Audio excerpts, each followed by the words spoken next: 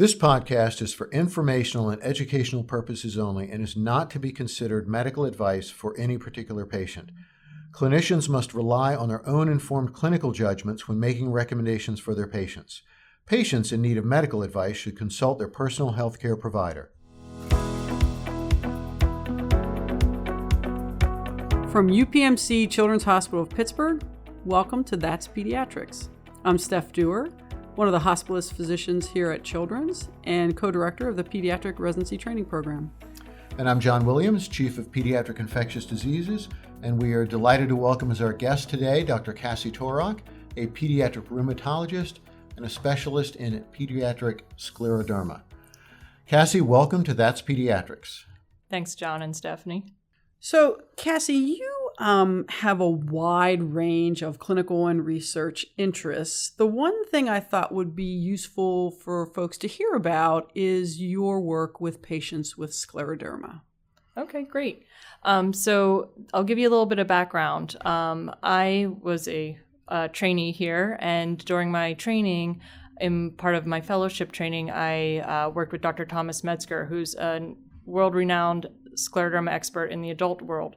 I followed him and performed research, and in that methodology really got in tune with scleroderma, and then branched this into pediatric scleroderma, both localized scleroderma and systemic scleroderma. With that, we started a Pediatric Scleroderma Clinic in 2012-ish, and over time it's expanded. So clinically, I'll see these patients on a day-to-day basis. We have weekly scleroderma clinics right now. From that, I saw some issues that need to be addressed. Some are clinical issues as far as day-to-day management and treatment of these patients, and then also education. Some patients would come in from different providers being misdiagnosed or managed in a different way. And then also the biology behind the disease. It is very unknown. It's not a disease that's tapped into as much as far as the research realm. So I was very interested to find out what's driving this disease and how can we treat it and how can we treat it better. So as part of this scleroderma clinic, we also collect blood specimens on these patients and follow them longitudinally, hopefully then to find biomarkers and other indicators of what's driving this disease and how we can stop it, and also hopefully maybe someday find a cure. So Cassie, you're the director of the Pediatric Scleroderma Clinic, and this is a pretty uncommon disease, and therefore you have kids coming from sort of all over to see you as an expert, correct? Correct. So this is an uncommon condition. So a pediatric rheumatologist in general is not that common to find, but when even an established pediatric rheumatologist may only see a handful of these patients a year, maybe one or two patients. Therefore, if a patient has more severe disease, like linear down their leg, they're getting joint contractures, some limb length discrepancy, they would tend to kind of reach out to me, maybe just to discuss management, but a lot of the time the parents would also be appreciative of a visit with me. So they will fly out and see me, even if it's just a one-time visit, and then I help co-manage with their pediatric rheumatologist. But several of the patients, after coming to the Pediatric Scleroderma Clinic, actually like to come at least on an annual basis just to have a check-in with me, and then I'll report back to their primary pediatric rheumatologist or dermatologist. So, Cassie, you mentioned that you did your training here and how you became interested in scleroderma. I'm just wondering, was there something particular about that disease process or rheumatology in general that sort of got you going down this path? Yeah, so on a personal note, back in high school, I actually was on minocycline for acne, and this was before this was a known entity, but I had drug-induced lupus. And had arthritis, the typical morning stiffness, swelling, etc., some pericarditis, things of that nature, and was seen by an adult rheumatologist. And actually, I remember my experience with an adult rheumatologist as a teenager. This was back before pediatric rheumatologists were a little more common. And I then went to medical school at Hershey and ran into Barb Ostrov, and she's now still one of my mentors, and asked her, hey, can I do an elective in pediatric rheumatology? And then she opened me up to the rotation. The first day, I fell in love with it. I saw people with periodic fever syndrome, Raynaud's, Pernio, dermatomyositis, things I've never heard of as a medical student, and knew that was for me. And it was actually during her time with her where she was presenting a case of atypical lupus that I kind of diagnosed myself along with her that I had minocycline-induced lupus in retrospect. So that's how I got interested in pediatric rheumatology, and actually fast-tracked while I was here and just did 2 years of general peds, and then applied and went into the fellowship right away. God, it's so fascinating how one's own experience leads you to a field where, as you mentioned, there are not a lot of pediatric rheumatologists. So sort of, the need is great, but you didn't come to the field necessarily just because of the need there, but, because of your own experience. So how did then, that's how you got clinically interested in these diseases and taking care of these kids. How did you become interested in doing the kinds of research you do on these diseases, which include really basic laboratory techniques? Yeah, so the research component came from, wanting to understand some of the biology behind it. We would see kids with very active disease. Typical treatment is steroids or methotrexate, and some would respond a fair amount to, but then some would break through and keep having ongoing disease, which would cause further, decrease in the size of the leg or joint contractures, et cetera. And trying to understand the biology, maybe other medicines that are already available may work for these patients, such as that's why I work for biomarkers, looking at biomarkers in the blood and in the skin during active disease versus inactive disease, seeing if the maybe a TNF alpha or something like that is elevated in active disease, then we could use drugs that are already available, such as Enbrel or Humira, for this condition. We just haven't tried those yet, just because those are kind of more standard for the juvenile arthritis. But finding some biology behind it to understand what drugs that are available now that might be better treatments, but then also opening the door for further research into maybe newer molecules that haven't been identified that could potentially be developed to treat this better. So you mentioned that some of the patients that come to you have been misdiagnosed or perhaps not treated. I'm just curious, are there common themes behind the misdiagnoses? So that's a great question. So when I give some education conferences is usually what I talk about how they present, because it's important for the general pediatrician providers to understand different ways that it can show up. I've actually had kids come from hematology clinic because they had this bruise that wouldn't go away. Typically, a localized scleroderma, or also known as morphea lesion, will start as sometimes an erythematous or violaceous, like linear band. And it may look like a bruise in the beginning, but if it's a bruise and it's still there after 6 months, and then it starts to kind of get a little hard or turn a little brown, usually that is starting to change into the linear scleroderma or morphea.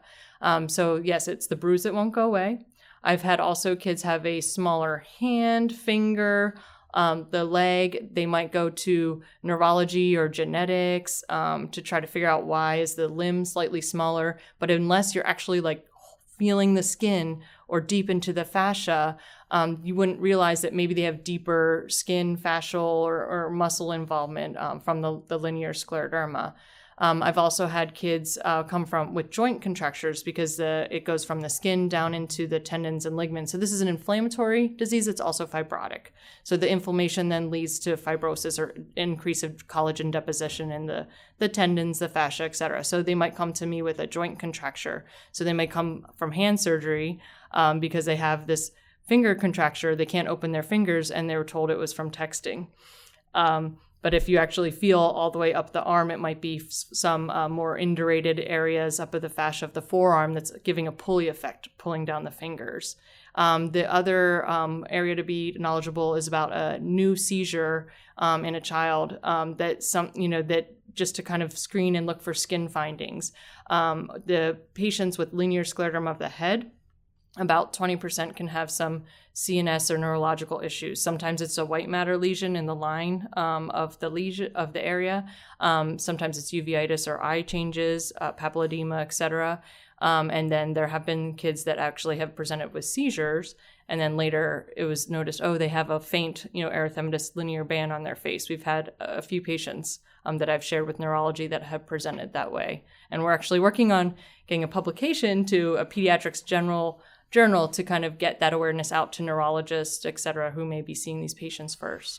So I'm suspicious that earlier recognition, diagnosis, and treatment could potentially affect outcome and debility. Yes, excellent point. The mean age of onset is around 6 to 7 years old, and the mean time to a pediatric rheumatologist might be around 8 to 9 years old. So there's about 2-year lag because of some of the issues I mentioned. So the more education and awareness we get out there, the better. I have spoke at American Academy of Pediatric forums and also grand rounds, et cetera. I'm actually going to a patient education conference in 2 days. So I try to get the word out with my colleagues as much as we can. There's only 200 pediatric rheumatologists in the nation, and there's just about 4 of us that actually focus on this. So that's why some of these things are understandable that people aren't recognizing this, but we're trying to get that more known. So to try and address, the rarity and what you mentioned that, the mechanisms are not really well understood. You mentioned getting blood and skin samples from patients. What do you do with those blood and skin samples in your lab, and what are you learning? Okay, yeah. So we look at one main component that we're looking at is a composite biomarker. That basically is that when the kids come in and they have active disease and it's florid, it's very red, it's white waxy, it's erythematous.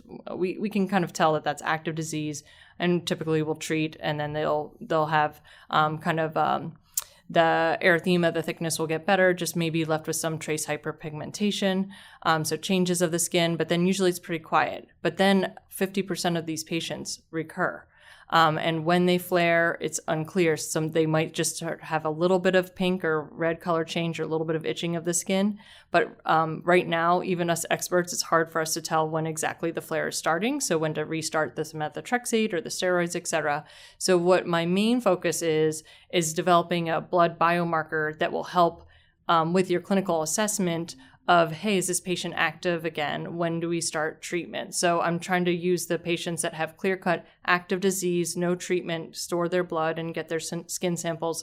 And I follow these patients longitudinally, treat them, get them when they're inactive, collect that blood and skin, and then compare the two. So then you can define the biomarkers that are definitely elevated and predominant in the active phase of the disease. So then you can use it later to help then predict in general other patients how active their disease is, if you should restart therapy. So it's a composite of the serological biomarkers like cytokines, chemokines. We've seen CXCL9, CXCL10, other interferon gamma associated biomarkers. And then also in the peripheral blood, looking at the cellular markers, doing flow cytometry and CyTOF, which is just fancy flow cytometry using metal tagged ions. And then also looking at, in tandem, the skin. And again, doing similar methodology. We're looking at flow cytometry, et cetera. But then we're also doing RNA-seq, which is looking at the transcriptome expression. And then also single cell sequencing. So we actually can tell what cells are kind of driving these biomarkers. For example, I mentioned CXCL9 and 10 in the peripheral blood, but actually when we do RNA single cell seq and look at what cells are actually different in the localized scleroderma patients from healthies and also compared to active, inactive, the fibroblasts that have CXCL9 and 10 are actually different in pediatric localized scleroderma compared to a pediatric healthy control. So things like that may help say, oh, these biomarkers are of interest. One, they can help tell us if the disease is active or inactive, or maybe prognostic biomarkers. Hey, this kid's going to flare down the road or have more severe disease, and also may help for therapeutic drug targets as well.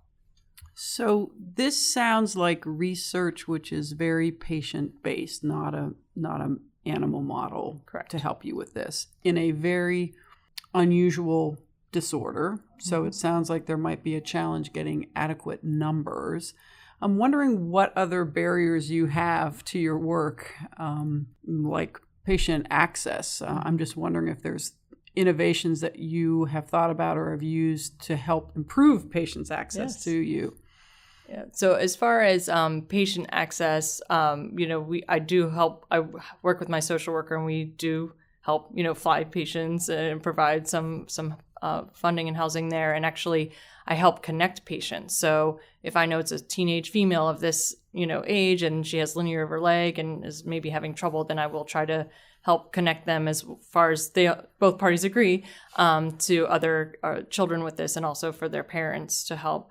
And then, being at the patient education conferences, I've actually had a ton of one-on-one time with patients and families that may not be able to physically make it here at Pittsburgh, but I'm always at the Scleroderma Foundation annual patient education conferences, so they know where to find me.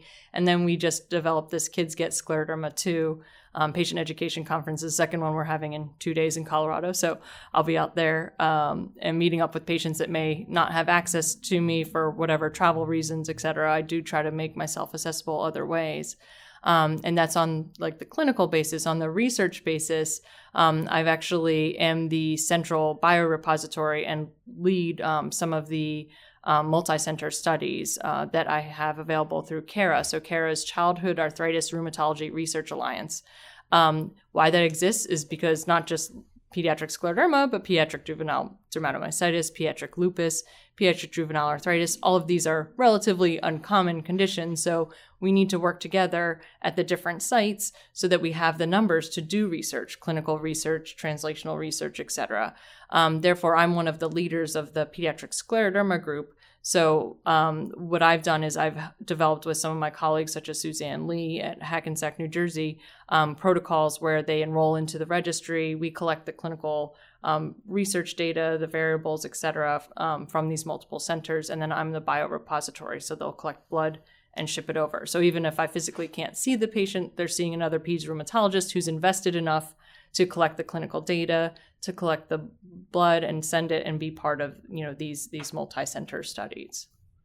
Boy, so it's really critical, clearly, for these, uncommon diseases of childhood to have these networks and groups of other physicians and families and patients who are dedicated enough to do what it takes to advance the field, and develop new tools and new treatments. Correct. Yeah. So having the physicians on board and collaborating, but then also the patients and different patient advocacy through, as I mentioned, sometimes it's the Scleroderma Foundation. I have patients that they have a Facebook like Sclero Moms, but it's a private Facebook, so you have to get invited. But they've networked themselves, and then some of them will see me and they'll say, "Oh, you need to see Dr. Torok. You have this." So not to my doing, but they communicate as well. So yes, it's both the patients and the clinicians kind of working together. And Steph touched on this. For this disease, it sounds like this is the only way you're going to move the field forward. There's not any kind of small animal mouse model or anything that people can study, is there? We're starting to collaborate. One of the PhDs at Boston, so Jillian Richmond, we just wrote an R1, so we'll see where it goes. But they are looking at traditionally systemic scleroderma is it's more common in the adult field, and I do have systemic scleroderma patients and do research on that as well, but localized is way more common.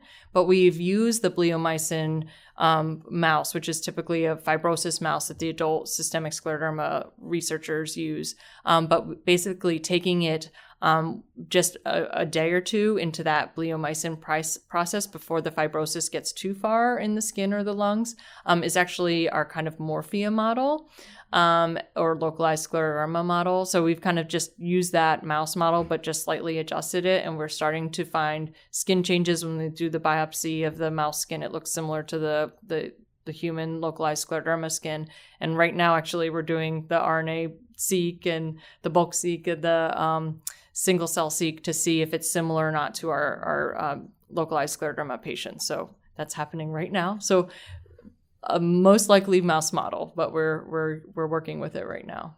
But that's new.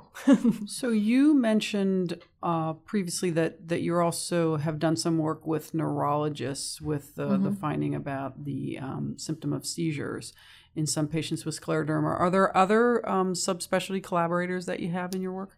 Yeah, so I've been working a little while with Dr. Joe Losi here at Children's Hospital Pittsburgh, especially for the patients that have the linear facial involvement.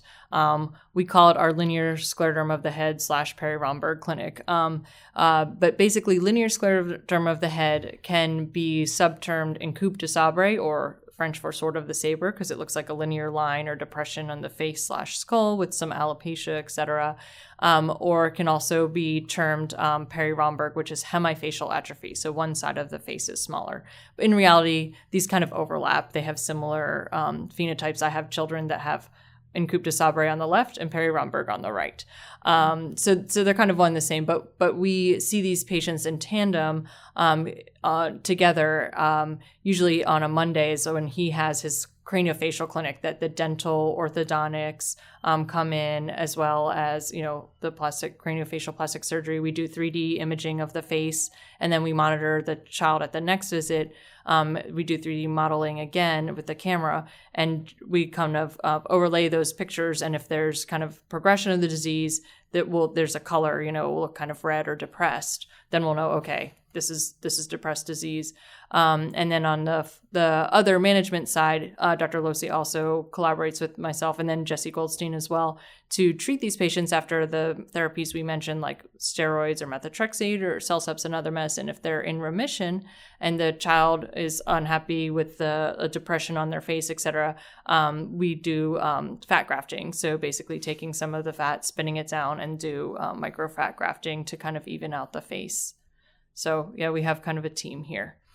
Well, it's really an incredible multidisciplinary effort, isn't it? Both in the clinical side and in the research realm. Mm-hmm. And it just shows, I think for something as complex as this, that you need so many different people with different expertise to attack it. Maybe in the last couple minutes, you could just tell us a little. You're engaged in so many different things, from directly seeing patients to clinical research to lab research. Being a physician scientist and balancing those things, and how you enjoy that. I mean, I love what I do. I just took that UPMC survey about your quality of life, and I love what I do. I love my colleagues. All my colleagues are supportive. So I have... That was not a sponsored statement, by the way. I have clinical clinicians in my group, and they're always, we work together. So if things are stressful and someone needs to see someone in clinic, they'll say, hey, I'll see that patient, you go, I know you have to go run up to the lab. So I think it also depends on the balance in your group and how supportive your group of colleagues is. So my group of colleagues is very supportive, and also I mentor a lot of people, so they also understand the projects and research that I do with my fellows, et cetera. So I would say it's a balance. I don't get much sleep. That's the reality of it, but I'm happy. And I think basically in pediatric rheumatology, some of these kids can come in very sick, but we have advanced medications and more research keeps coming. There's more biologics that keep coming down the road, that it's very gratifying because we can help these patients and treat them and hopefully one day actually find a cure. Maybe good or bad, then I won't have a job, but hopefully find a cure. So I think the bottom line is, yes, I juggle a lot, but I also have great, colleagues that help balance the clinical and research part, as well as excellent fellows and other people on projects that are kind of doing their own thing, but I'm mentoring so we can still keep the research moving forward. It just might be more of their ideas. I also do things with quality of life. I do a little bit of everything. So I think basically just working as a team, getting collaborators, sharing those projects. I didn't mention with the biorepository, it's not just my research. I have a ton of colleagues that say, hey, I have this idea, this whatever, IL-12 in this disease. I want to see if it's in pediatric localized scleroderma. I collaborate with people all the time because this is a national registry meant to collaborate with people. Well, Cassie, I really appreciate you joining us today. I mean, certainly I have always found your support to be a breath of fresh air, and you're an incredibly knowledgeable clinician with some of the more challenging patients that we've run by you. But I want to thank you for joining us on the podcast today. Yeah, thanks to our guest, Dr. Cassie Torok, physician scientist and director of the Pediatric Scleroderma Clinic. And we'll see you next time on That's Pediatrics.